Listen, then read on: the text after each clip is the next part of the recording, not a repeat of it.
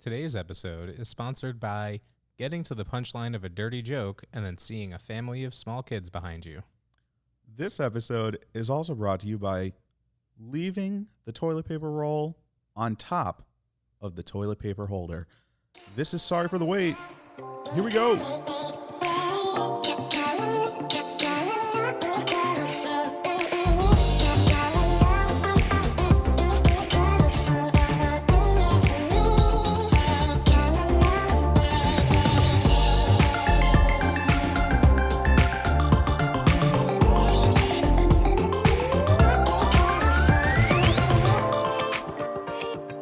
Fired up, ready to go.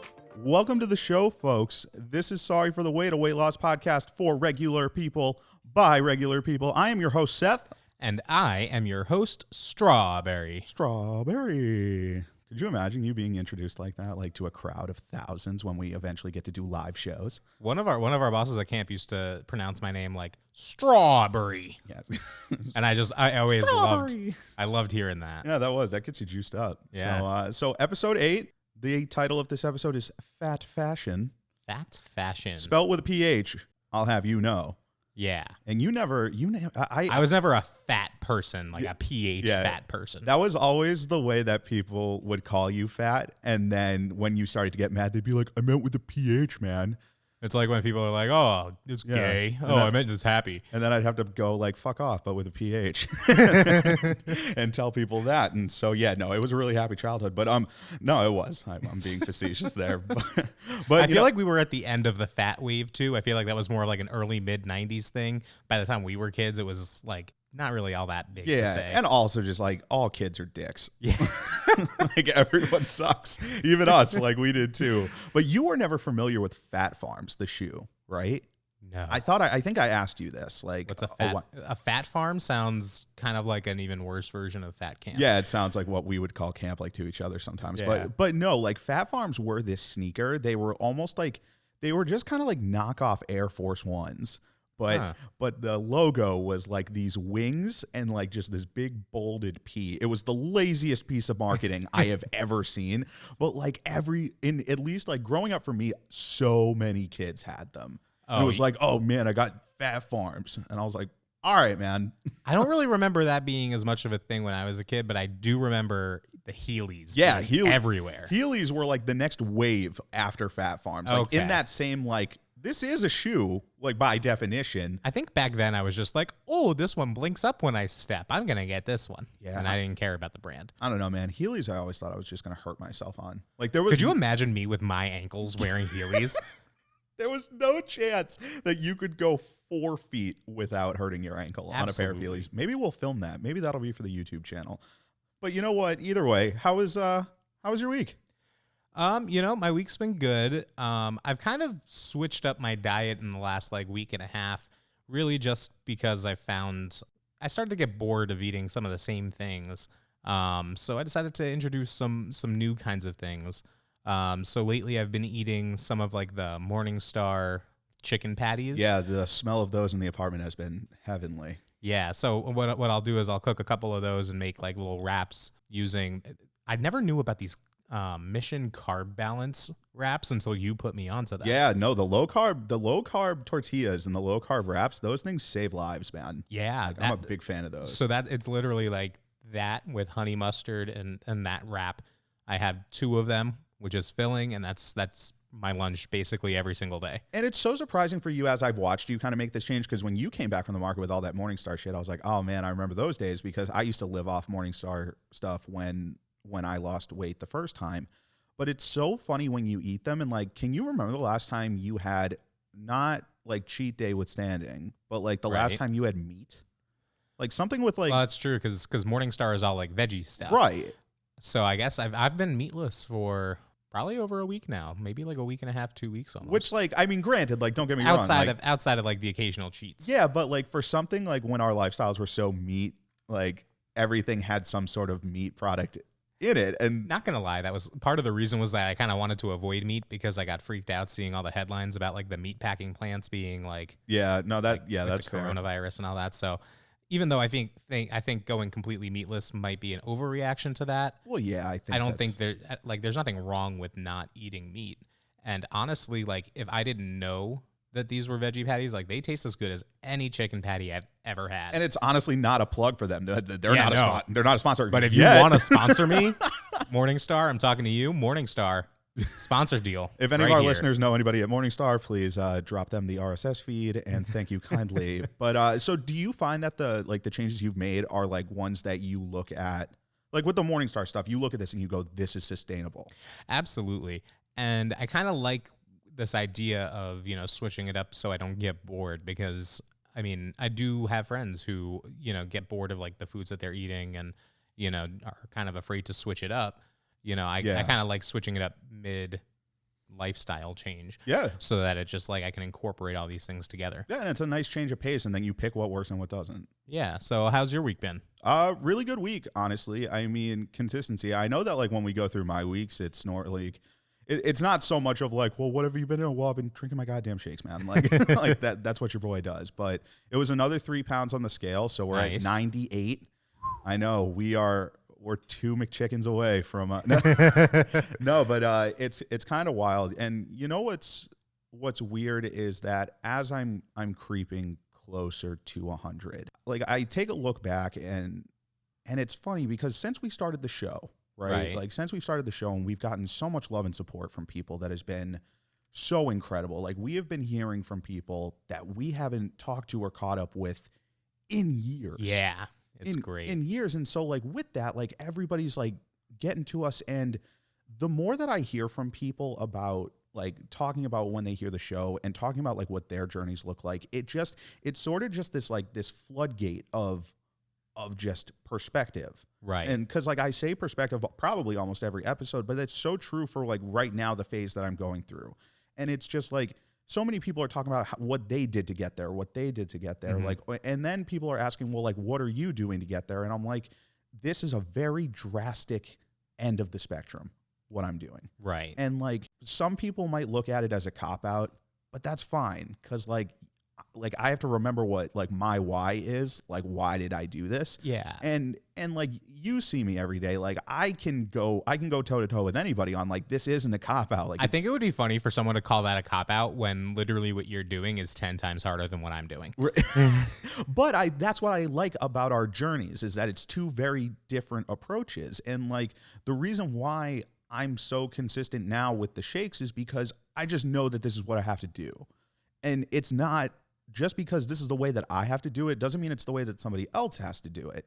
You know what I mean? Like when people ask advice, like we are not medical experts by any stretch of the imagination. Yet. No, but like you pick the programs that work for you because you have to understand what's the root of this. And I finally, for the first time in ever, I understand the root of why I was always fat. I could go and lose weight. I always could. I knew that I could do that. I did it before. The sustainability was the root of me being fat. Like, and so how do you feel like your program right now is helping you with sustainability when you're done with the weight loss? Well, so it acts on 2 different fronts. It's the physical front and the mental front, right? So on the physical front, just from a physical standpoint, when you're drinking liquids for X amount of months straight, and I'm about to lose 100 en route to 150 eventually. Right. Just physically, your stomach is going to be like, okay, this is what we're doing now. Like, like we are shrinking. Like we're in hardware mode. Like, it's almost like lap band surgeries or stuff that also like physically just restrict the size of the stomach. Right, exactly. And I think that this is just for me. This is like a more. I guess it's a more. I don't want to say natural, but like it's just you can drink soda afterwards. So I guess. Yeah, I guess. But like so physically, of course, my stomach is shrinking. And now I can sit there and I have all this time to not worry about if the results are going to be there, if this and that, because my whole focus needs to be on mentally learning how to just eat like a normal person again. And I said that a couple episodes back of like, I have to learn how to eat like a functional human being. But this week, more than most, I had some weird breakthrough of like these are the steps that I have to take.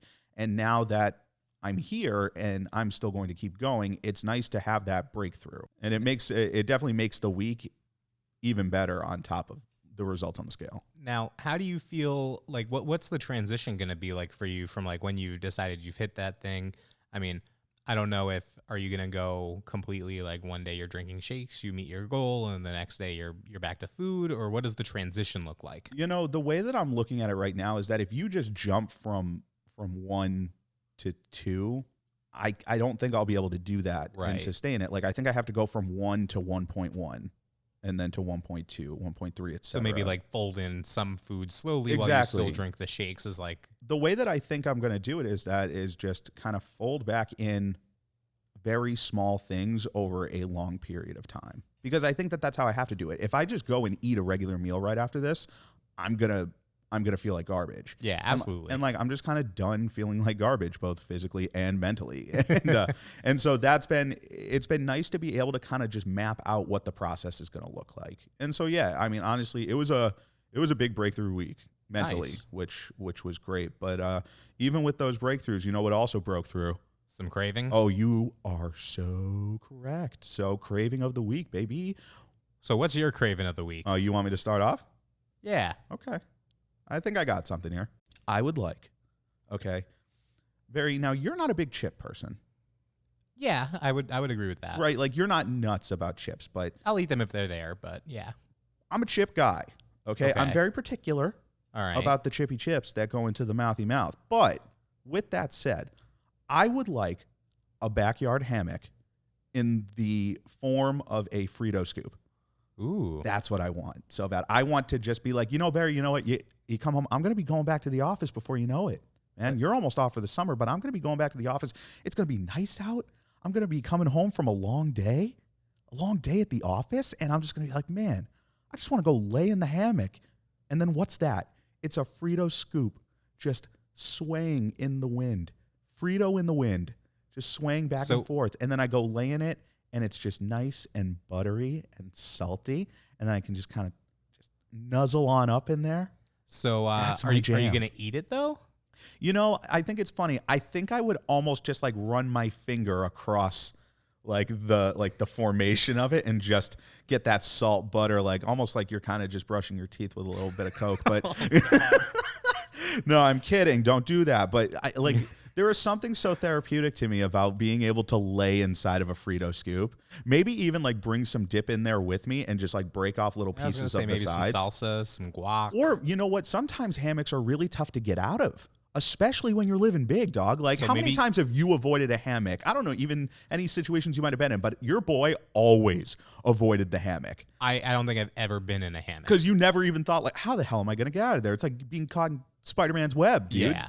And so if I'm just like done with it, I'm going to have a reserve, but like I'll just Yeah, you can eat your way out. Yeah, I'll eat my way out. And like Fritos to me, dude, Fritos get a bad rap on some people, and I just don't get it. I just wonder if like they were never hugged. Like, Oh no, when they I'm were with little. you on the Fritos. Like- Fritos are like one of the go-tos. Fritos are the bacon of chips, if that makes sense to you. Like, All right, elaborate. okay, so like especially Frito scoops, right? Like, so when you have stuff and you add bacon to it, you're like, oh shit, like, yeah, bacon on this is dope. Like, it's awesome. And like in recipes all throughout cooking, people are just like, just add bacon and it just makes it better. I don't know what to tell you. And I agree with that for the most part too.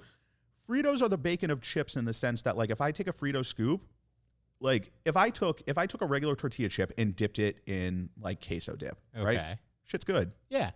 But if I take a Frito scoop, Barry, if I take a Frito scoop, dude, and I shove that thing into queso, that queso dip is 10 times better to me. See, when I go Fritos, I always go barbecue twist. But yeah, exactly. It's almost funny that like every variation of Fritos that Fritos has made is better than the original Fritos. But the original Fritos are still pretty good. Yeah, they are very good. It's always funny how like the enhancements are just always like, yeah, this is way better. Yeah. And so that's my craving this week. And I Okay. look forward to trying to manufacture that myself. What about you though? I'm very interested in your craving this week. So you went with the salty, so I feel like this is going to be a really nice compliment. I'm going to go with the sweet. Going sweet on me? And I just want to take 1,000 laps in an Olympic-sized swimming pool with the Willy Wonka chocolate river water. Interesting. So you honestly, want a swan dive off the big jump. I was watching Willy Wonka probably a week or two ago now, Okay. and it's just I want everything. I want the everlasting gobstopper, if it existed, would be my absolute fucking shit. That's so funny. You just want the entire factory, but the chocolate river the most. The chocolate river not is, in river yeah. form. You want it in pool form. Oh, because I want a chocolate river, like it's all flowing out, it's all flowing Yeah. in. I want the chocolate because I want to be able to finish it. You just want to. So like It might take me a month, but I will finish that fucking pool. So what's your strategy there? Because I imagine like you go freestyle, like freestyle swim, right? Okay. And you're just mouth open the whole time, like nose out of water, mouth open. So you're gonna look kind of weird, and then you're just ingesting at that point. That's it. Maybe even like put on like a snorkel and just eat it from underneath. Although I guess the snorkel wouldn't really work with eating. Well, I don't know, because like here's the thing: the consistency of chocolate. It's the same way when we talked about the potato skin chip and the slip and slide too. Like with the sour cream or the peanut butter, like you don't want to die. You can't die on me. We got so many episodes we want to do, before either of us kick the bucket, but I like, you could take pool toys in there, like made out of foods too. Yeah. Like, You know what? Now that I think about it, I would probably get like one of those floaty, like lounge chair things that can float in the pool. And I'll just have like a big, like chalice that I would just dip in and then drink while I'm laying down. And then I could just do that all day. Right. Because you also have to think, like, everybody pees in the pool, man.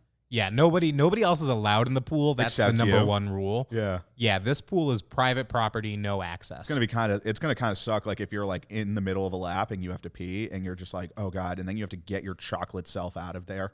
I have respect enough for chocolate that I would never even consider. That's good. That's commitment. I like that. I like that a lot. Thank you. And it has to be Olympic size, none of this kiddie pool shit. Yeah, no. Okay. No. I like that. That's good. It's as much for the experience as it is for the taste. Yeah. Hey, you know what?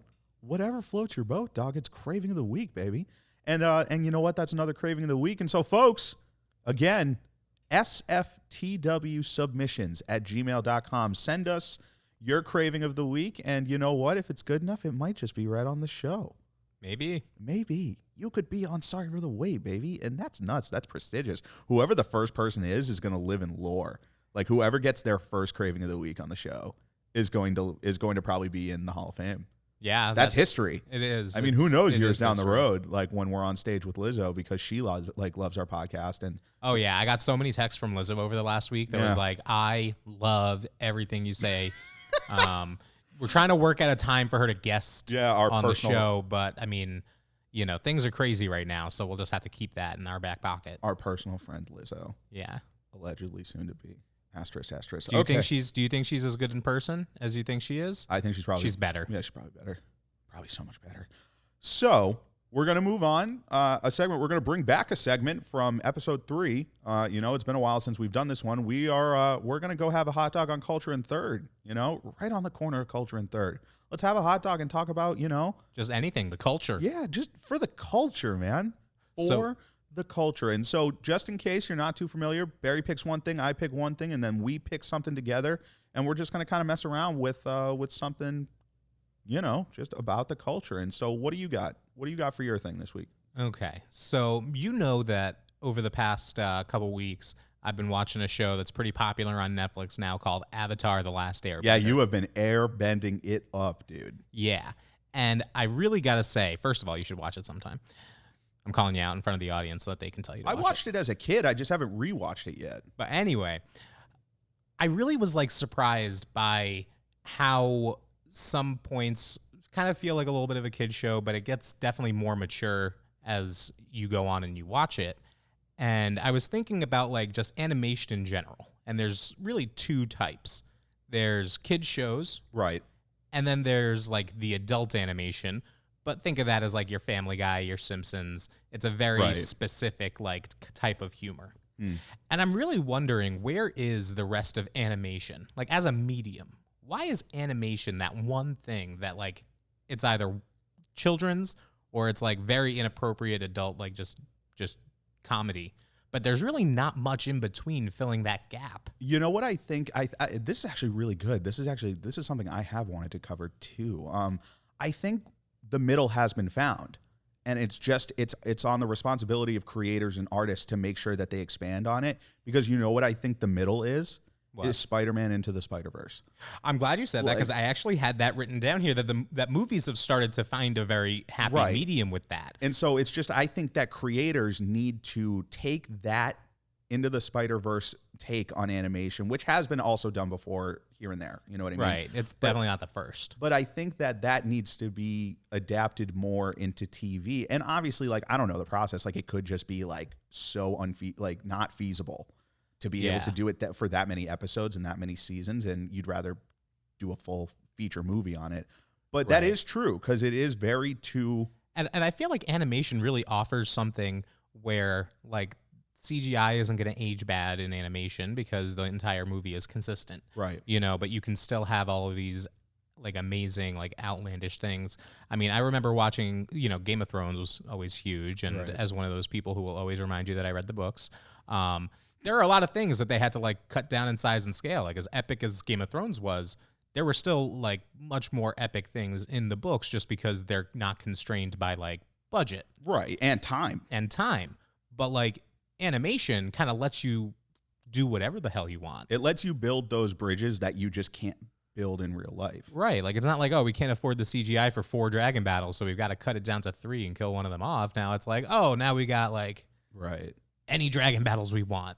Yeah, so there's so many options for creators. It's really interesting, and like it's funny that this is all spurred from the rewatching of Avatar, because like Avatar: The Last the Last Airbender was so badass when we were kids. Like you would just look at that show and you'd be like, this is so different from like it's not SpongeBob. It's not like. And I also remember it was like the first cartoon that I'd really watched that had a plot that moved forward episode to episode. Right. It wasn't just these like individual vacuum type of episodes. Right. Outside of, I mean, I will say there is anime, which I mean, I've never really been much of an anime watcher outside of like, as a kid, Dragon Ball Z, Pokemon, Yu-Gi-Oh, those kinds of things. But I do know that anime does kind of have more of a middle ground there. I wish they could bring that more into like Western animation. So just to finish it off, what elemental bender would you be if you had your pick? Oh, I would want to be an airbender. Yeah, always. Absolutely. Yeah. First of all, you get the sick glider so you can fly. Okay. Abso-freaking-lutely. And like, I mean, air is everywhere. So versatile. Yeah, that's fair. I was always very like partial to water. Like I was just like, man, waterbending just looks so dope. But like I think for utility, yeah, I would go air. All right. So what did you pick for culture in third? You know, it's a little bit of a repeat, but it's just because there are updates, man. Sports are almost back. Sports are almost back, man. I mean, what's your favorite sports ball game? My favorite sports ball game. I mean, like, look, like basketball is poetry in motion. Like it's one of the most like accurate and powerful quotes from Spike Lee's He Got Game. Like and the Lincoln Rail Splitters are like doing like this awesome like one shot monologue where each of them are in front, and like the very first line is like basketball is poetry in motion. Like basketball is such a beautiful game to me that I've like ever since I first laid eyes on the game of basketball, it was always right. Like it's even weird to say as a Boston sports fan too that like, and I'll catch a lot of shit for this, I know I will, but the 2008 Celtics championship means more to me than any Patriots Super Bowl. Really? It really does. Like, and I know that I'm going to get so many texts being like, well, I mean, well, I have that opinion. But you know what? It's just because like the game of basketball is it's just so fluid. It's so smooth. And people can like give the NBA shit all they want about like the superstars and the drama factor, if you will. But just the game of basketball. Right. It's the best drama TV show on TV, like for the demographic that it tries to hit. Like there is just so much talent, so much just incredible athleticism that you're seeing. Who's your favorite basketball player, and why is it LeBron James? Oh God, I'm gonna cut that. No, I probably won't. You know what? It's really funny. My favorite basketball player right now, like in the entire NBA, like it's kind of funny because like you have like the players on your on the Celtics that like I absolutely love. And then some people are like, but I have a favorite player. Luckily, my favorite player in basketball right now is both. Jaylen Brown is my favorite basketball player right now, like bar none, on the record. Nice. And so Jaylen Brown, I love because Jaylen Brown has spoken at Harvard. He drove the like 9-10 hours from Massachusetts all the way down to Atlanta to do his own peaceful protest.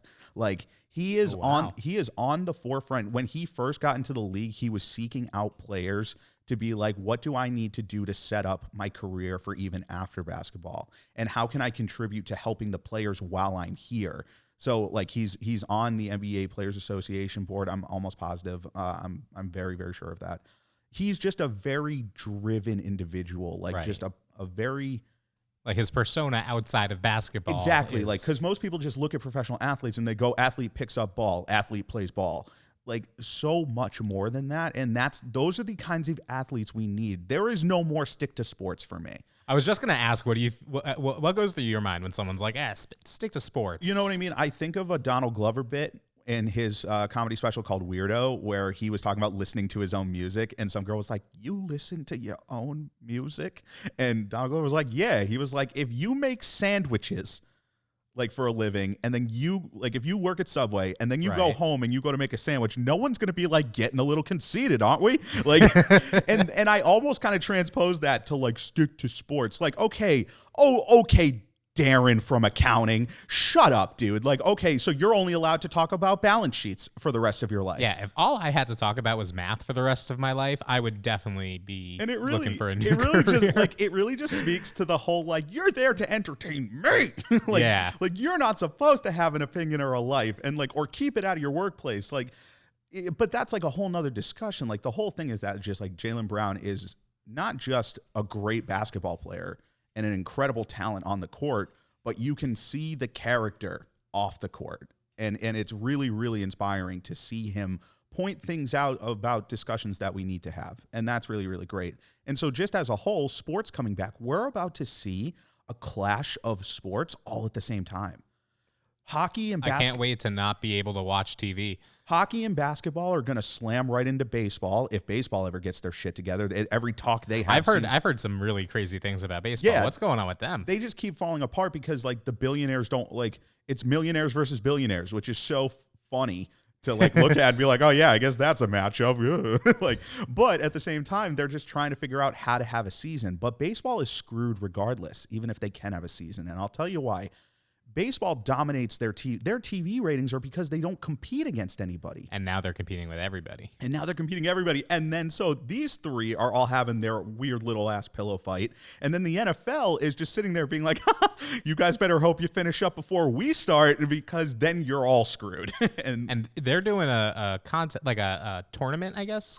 So the NBA is doing basically 22 teams are going to end up playing. Like NBA or NFL? The NBA. The NBA. Yeah, okay. They're bringing 22 teams to the wide world of sports complex at Disney, and they're just going to kind of hammer it out and just play this kind of massive tournament, and then the details are still being ironed out. But the bigger thing that I'm noticing is that these sports are going to happen in some capacity and finish up this season, air quotes. Mm-hmm. Do the championships count? I mean... from your take, from an unbiased, non-sports ball take, if someone wins a championship after this whole layoff and after this, to you, an unbiased, I don't like sports, does that championship hold as much weight as if a season wasn't put on hold? Well, I mean, yeah, because like from my perspective, I mean, the championship is the championship. You know, if the championship is like, if the rules change, that doesn't necessarily mean everything's invalid. Exactly. I mean, I don't know. I don't really know the history of baseball, but I know that they've had like, you know, World Series going back to like the 1910s. Right. Right. And I don't know. Has the game of baseball not changed since then? Exactly. Has everything been exactly the same since then? No, things change. Get over it. And whoever wins is the winner. Right, and that's the correct answer. And because in the age of the internet, where everybody just wants to shit on everything, especially like sports Twitter, ooh, woof. It is a cesspool. Whenever these kinds of things happen, where things deserve like a weird internet asterisk, like people are always like, it doesn't really count. Like it was a fake season. But you know who's going to be saying that the most are people who are fans of like the Knicks. Right.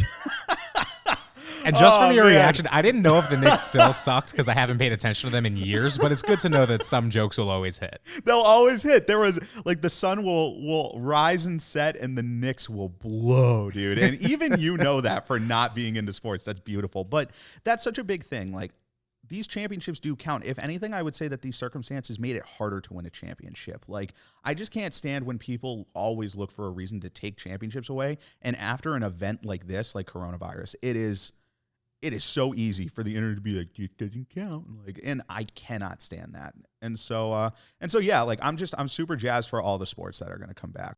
And the third thing we're going to go to is, you want to say it? Sure. So just talking about like the graduating class of 2020. Yeah, These poor we'll make people. this one quick because I'm sure they don't even want to hear about it. But it's funny. It kind of struck a very weird chord with us because like we remember being seniors and obviously like our summers senior year and like mine was spent at camp, right? So you went to camp. This was the one summer that I missed, and like, hey, we all have regrets. Like, I mean, because like I wish I had gone to camp that summer because that summer was an epic summer from everyone that was there who was talking about it. But it's so funny when you have this idea of what your senior year summer is going to look like. Because like you finished high school, you have this great achievement. You're all going off to college. Like you're trying to kind of spend as much time as you can. What does that look like now? You know what I mean? And I don't even know. Like I just feel like it's one of those things where just everything sucks. I mean, yeah, you can't really like. There's not as many options of things to do if you wanted to. I mean, travel is what it is. Right. You know, going to big, like Disney Worlds or like even just like going down to visit beaches and stuff. I mean, it's crazy down there. Then you've also got like, hey, what are you looking forward to? Going off to college? Nope, you're still living at home. Right. Have fun attending your classes online. Exactly. And so just like for the graduating seniors, congratulations. Yeah, like, you did it. And honestly, like I know that it probably wasn't really a great ending to it all because like the last half of senior year is so fun because nobody gives a shit. Once I got my acceptance letter to the University of Florida, I was just like, I'm good. Like, I'm fine. As long as I don't fail anything, I am gravy. And so you kind of just, like, focus that time on just, like, trying to enjoy. It's like your first totally social summer. Yeah, exactly. And, like, you kind of have, like... you go to camp. Yeah, exactly. And I remember I worked at a kids' day camp. And man, I was just like, man, like... The term camp is thrown around everywhere. Like, and, you'd be surprised. Yeah. But it was just, I do think about the summer. Cause like, even for like right now, like you just wonder, like people are going to start going out. People are going to start doing things regardless of if it's semi-cleared for people to go out. People are going to be out. Exactly. The weather's nice. If things are open, people are out. You can't avoid it. And so you hope that like, we hope that anyone who is going out this summer and living, which obviously just be safe. Yeah. And that's the big thing. But you know what? We're going to get into our main topic of the day. Title of this episode, baby. Phat Fashion. Phat Fashion.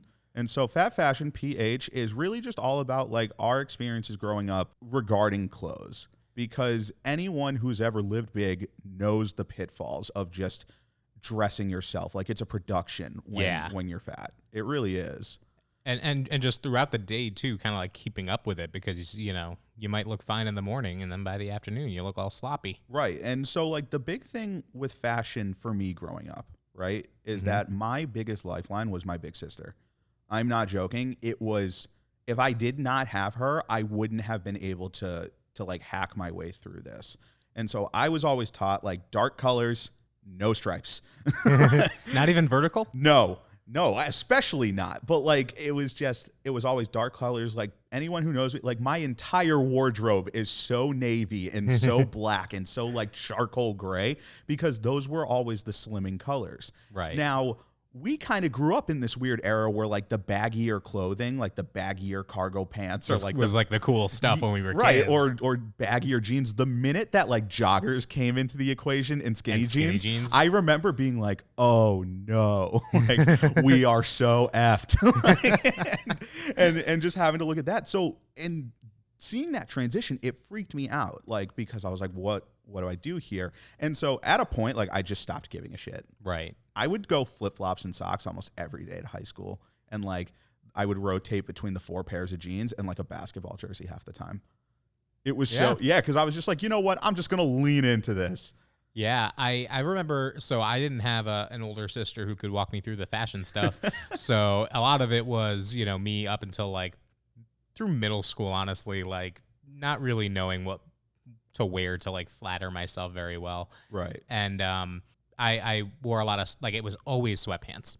Always. Every single day. It was sweatpants, and it was dark sweatpants. Not great sweatpants. Something it was you like could maybe navy or mistake for black jeans. Yeah, you know, nothing too sloppy, but it was sweatpants all the time because ain't nobody got time to deal with like honestly, when I was wearing jeans, sometimes I would gain weight and I wouldn't even want to tell my mom, and so then I'd be struggling to button my jeans. And I'd have to lay down on my bed. Like I'm moving away from the mic here, but I had to lay down on my bed and just suck in the guts so I could squeeze into those jeans and then finally get the button inside the hole and then okay. And then you're finally good. Oh my God, I'm so happy you brought that up because I've been there too of so many times of being like, well, I got too fat for these jeans. And then I'm trying to think like, when did my mom buy these for me? Oh, God damn it. Like these are only like 3 months old. I cannot go downstairs and be like, I need new jeans. That freaked me out so much.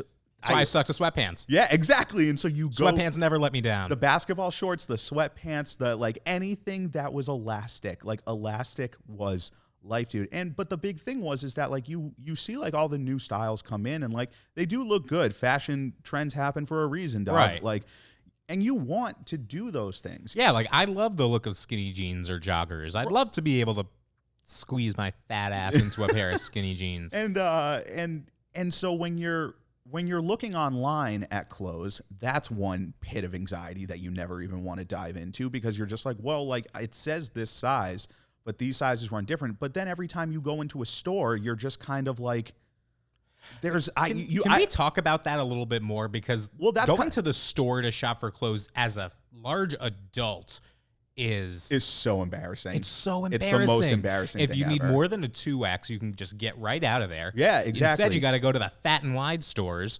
Well, you know what I always felt they like? They call themselves Big and Tall, but I hear Fat and Wide every right, time I do it it in my head as well. But what I always felt like going into one of these stores was never like I'm going in here to look for something specific. I went into every store being like, I hope I get lucky today. Yeah. That's literally how I felt. I'm like, I hope I get lucky today, and maybe I'll find something, and then maybe it won't be $80.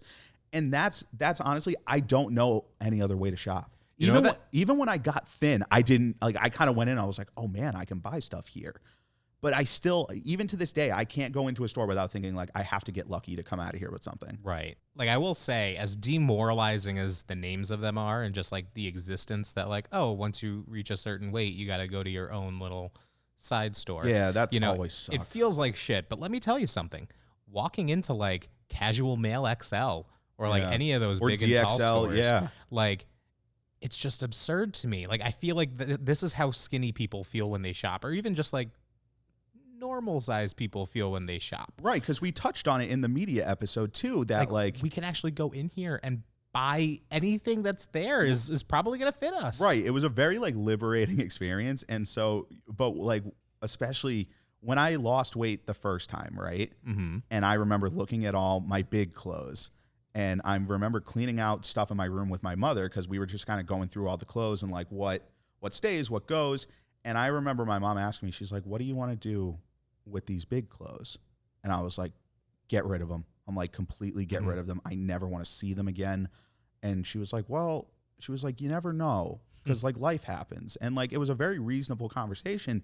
But in my head, I'm just like, I'm never going back to those clothes. And so I was like, get rid of them. And my mother, of course, the saint that she is, she like put a lot of them in the attic because she was like, just going to hang on to these just in case, and didn't tell me, which I really appreciated. But then of course, like once I ballooned back up, I was like, oh no, I don't have any clothes. And then of course my mom was like, you got clothes, don't worry about it.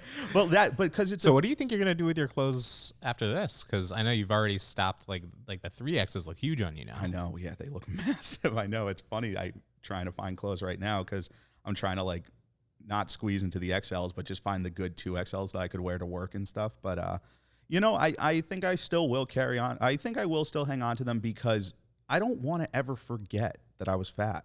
Yeah. I don't. Like, I always used to think, like, you need to erase this from your... No. Dude, like, I'm dope, man. Like, I'm Seth Williams, man. Like, I do my thing, and, like, this is part of me.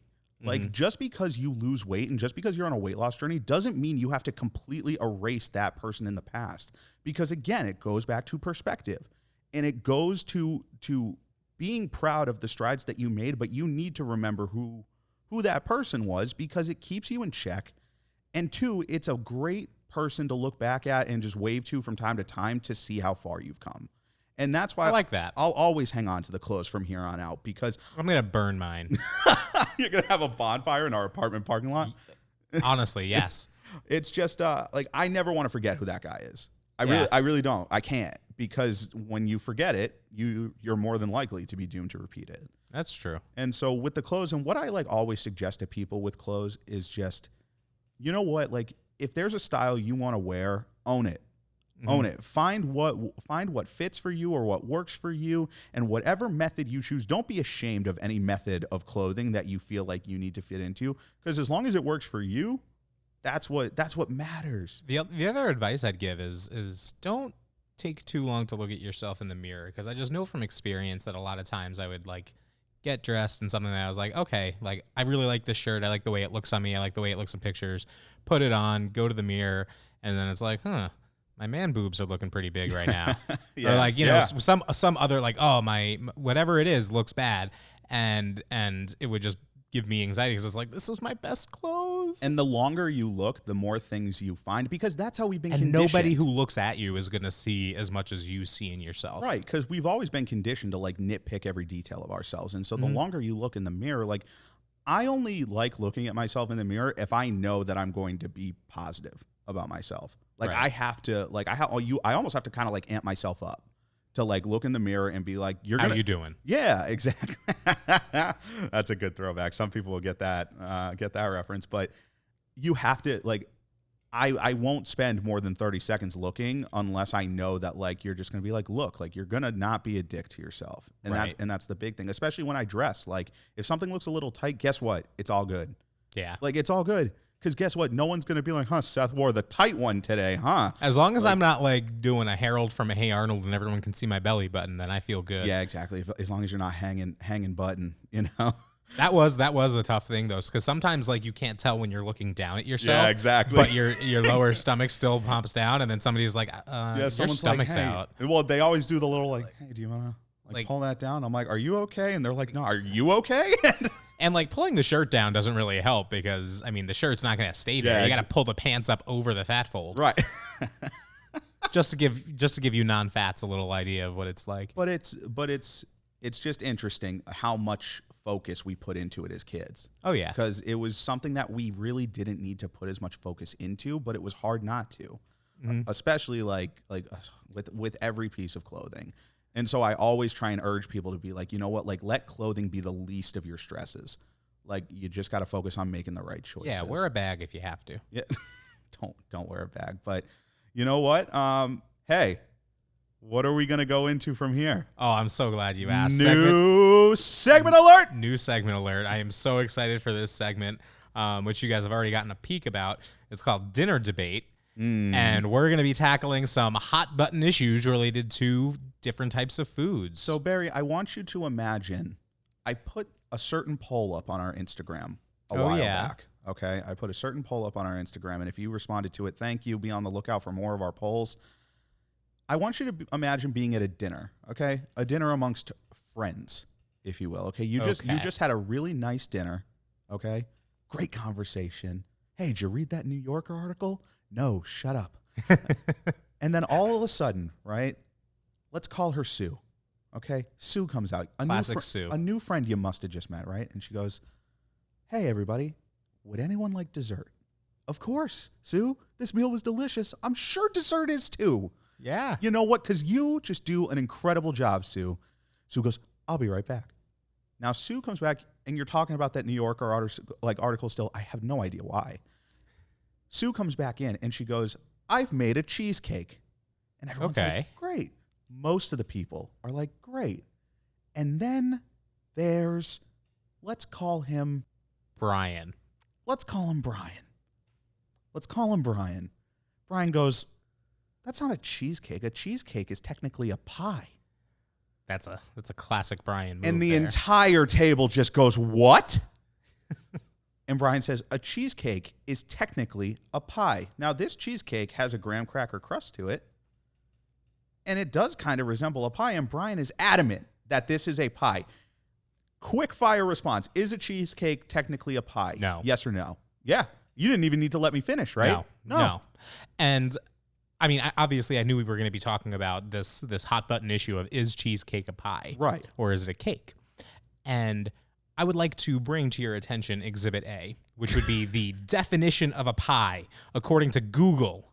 According to the Google. The Google. Okay. A pie is a baked dish of fruit or meat and veggies. Okay. And I think we don't have any of that in a cheesecake, but typically with a top and base of the pastry. Now, if you have ever seen a cheesecake, there is no top crust. I haven't seen one, Barry. But might I introduce you to Exhibit B? Oh, no. The definition of a cake. Okay. A cake is a soft, sweet food.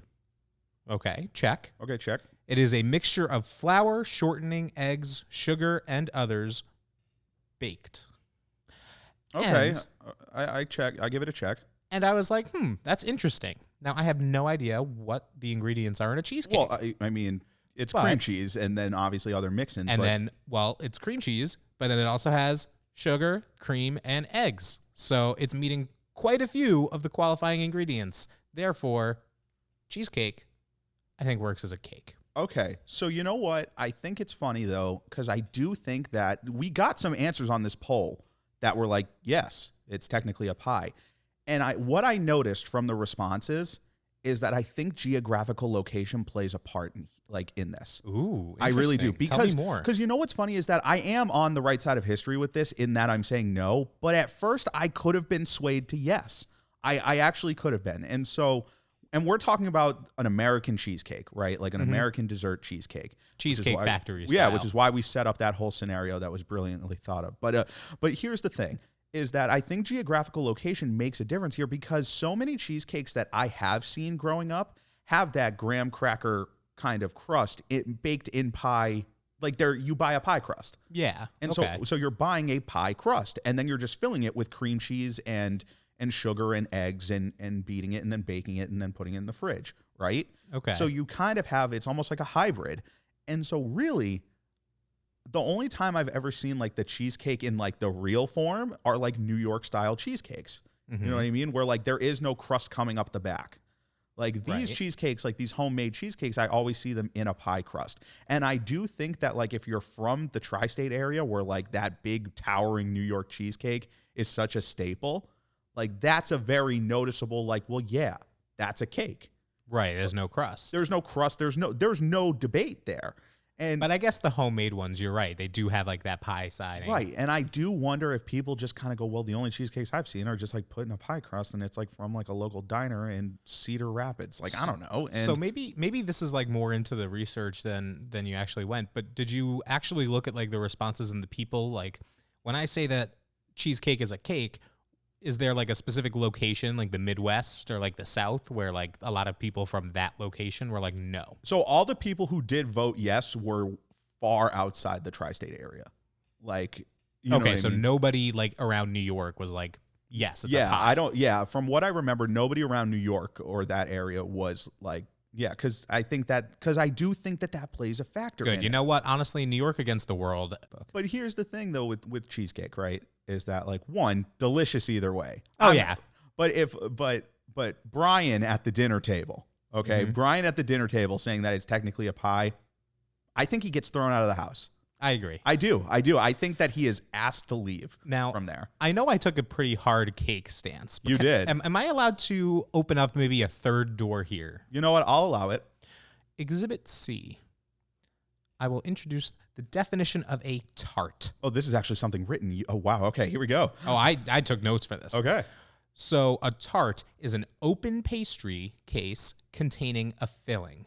And the primary difference between a tart and a pie is that a tart does not have crust on the sides or the top. Ooh. And so I think by the definition, I think cake fits really well, but I think tart works just as well, if not better. Interesting. And pie can go fuck right off. That's so funny because, like, I don't know, Tart is just such bad branding for me. Like, I think every Tart time is I like hear, an like, American thing. Like, I think like in a lot of other countries, tart is just like a normal dessert. Like, oh, would you like a pie or a tart? Or and I think in America we are just not tart people. Yeah, I just hear when I hear tart, I'm always just instantly like, no. No. I don't know what it is. It's almost like when some people I'm not even going to say the word, but it's just funny because it's just something that it's such a simple question that set people off on like this weird, because like I was getting a bunch of like Instagram messages being like, well, it's this, but it's not this. It's kind of that though, but it's not this. And I was just like, man, it's really got people's it ruffled some feathers, which was that's what made us think of this segment. And so you know what? I do think at the end of the day, at that dinner party that you were at with your friends and Sue brought out her cheesecake, I think everybody enjoyed it. I think so too. Except for Brian. And I think he was asked to leave. And you know what? If you're going to say that cheesecake is a pie, this is just going to be my last thought, then I'm putting the responsibility on you to start calling it a cheese pie in every conversation you have. Because you know what? You're going to try that one time, and then you're going to say, I didn't like how that felt. I think cheesecake's a cake. Yep. And that'll be the end of that. And that'll be the end of it. And so I do think that was a good dinner debate. Even though we were pretty much on the right side of there, I tried to see what the other side looked like. You know what I mean? No, and again, folks, that. if you have a strong stance on this, please let us know. If you have any other food-related questions for dinner debate, please, again, sftwsubmissions@gmail.com. But you know what? We're going to go into closing thoughts, and you know, I'm feeling pretty good. The weather's beautiful out. It's summertime, and we're going to try and make the best of it. And you know what? I think we're finding a really good flow right here, and just again, like the support. Yeah, it's incredible. Like the love and support that we have gotten so far has just been so incredible, and we're so thankful. And so, folks, please, if you're not subscribed already, please do subscribe. Send the show to 3 friends. Give us 5 stars and write a review.